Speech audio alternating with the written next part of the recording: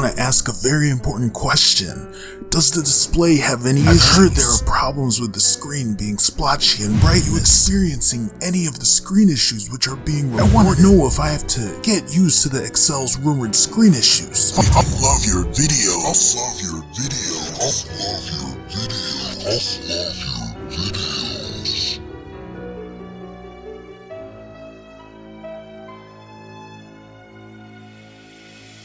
Yeah, we got some issues. Let's talk about them.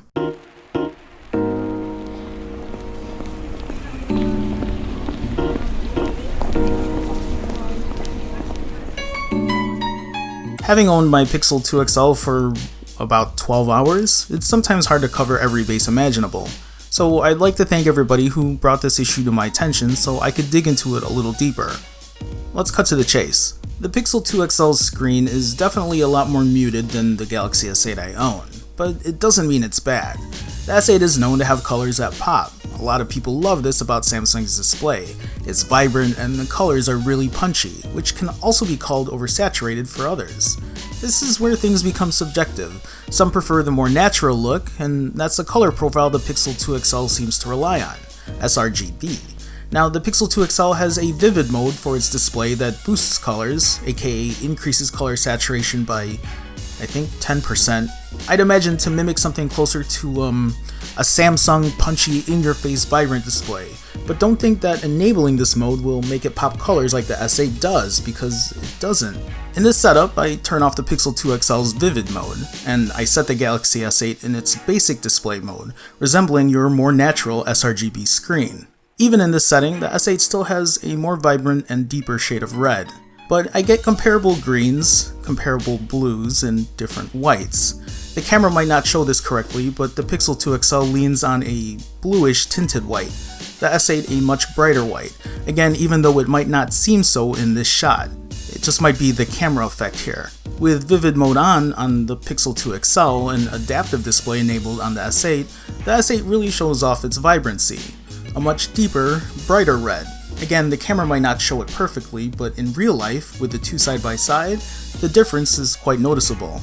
Now, when I put the Pixel 2 XL next to a phone like the Nexus 6P, the Pixel 2 XL's colors are similar.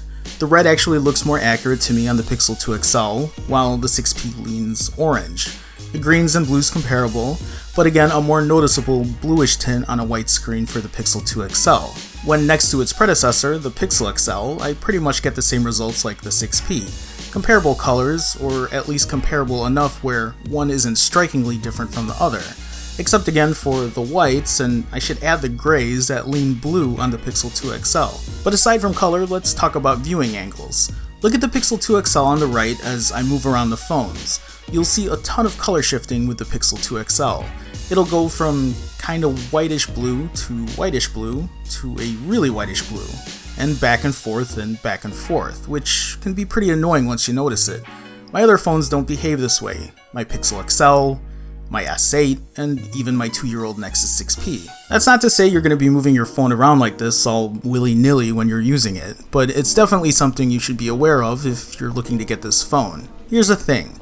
I think a lot of people are up in arms because they want those vibrant colors that the S8s of the world produce, but you're not going to find it here, unless Android decides to maybe add a vividest mode on its Pixel 2 XL. You have to give Samsung credit though. Even though its screen may be oversaturated / artificial to some, the fact is a lot of people love it. But this is the kicker. Even if you don't like it, Samsung offers a basic mode on its display to tone down all of that. So you get a bit more choice here, plus the option to manually adjust your display to the way you want it. Honestly, for me, I don't mind the sRGB palette the Pixel 2 XL offers. I prefer the more natural look. My real gripe lies within those viewing angles. I don't know if it's something that'll be corrected by software or if it's more of a hardware issue.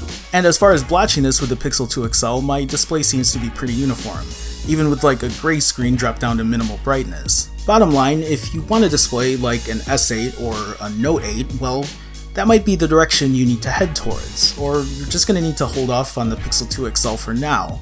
Whether they release something in the software for a more saturated display is up in the air. I have no idea.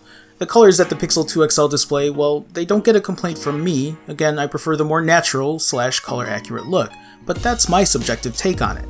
My concern really lies within the viewing angles. I get it, it's a lot of money we fork over for a flagship phone, and we want the best of the best. I'll keep you posted.